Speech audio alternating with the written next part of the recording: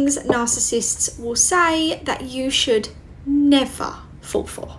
Now, one of my specialties is taking clients from A to Z who have been in narcissistic relationships, situationships, marriages, you name it.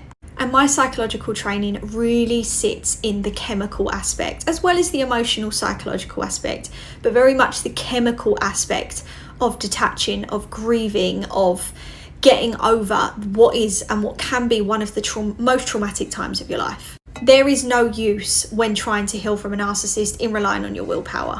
Chemically, your brain is in a blender.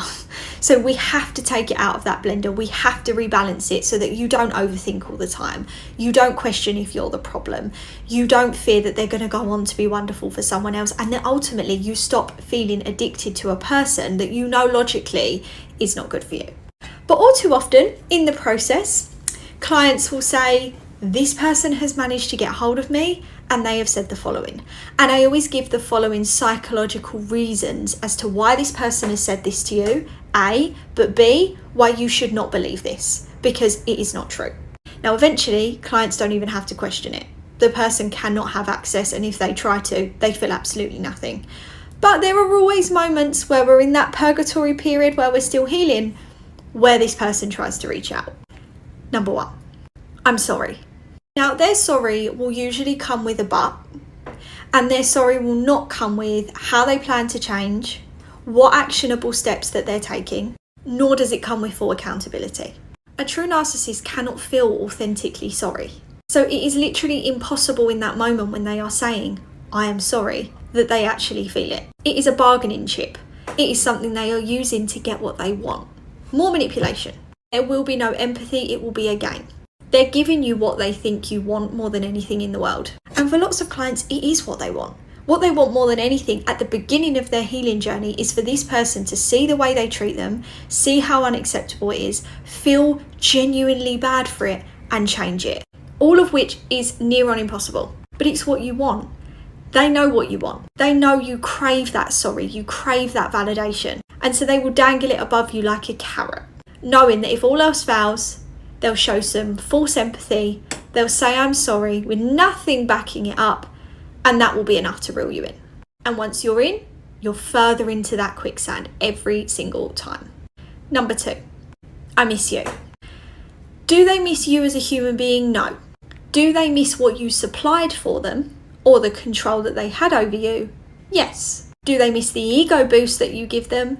Yes. I always say within a narcissist's toolbox is all of these different techniques that usually work for you.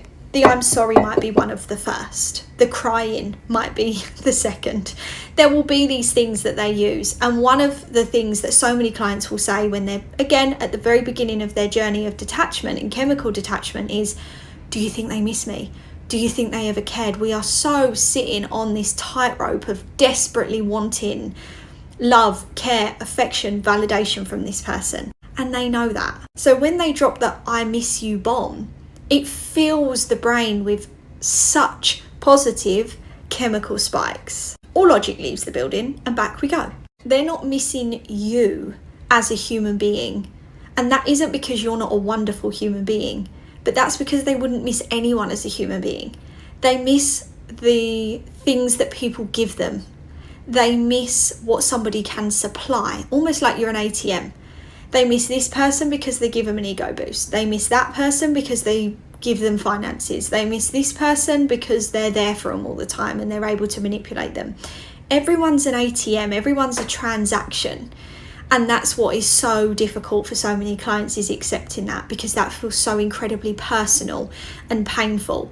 But actually, once you're chemically detaching, what every client finds is they're able to admit that with absolutely no pain, because they're able to see that as a this person problem and not as a you problem.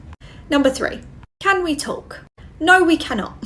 Anybody, and I mean anybody, could say to you today, a stranger on the street, maybe strange, but could say to you, I miss you, can we talk, and I'm sorry. And they may not even know you, but they could say it. There is no fresh start with a narcissist. And when they are saying, can we talk, it's because they are attempting to paint the most wonderful picture that's going to feel so fabulous to you, that means you enter into the cycle of abuse again. You enter into the hot and cold. You enter into the silent treatment. You enter into knowing this isn't right, but feeling completely under their spell and addicted to them. You enter into feeling isolated. You enter into all of the negatives that comes with being with them, but that you are willing to bury just to have them in your life because they have conditioned you to believe that you need them.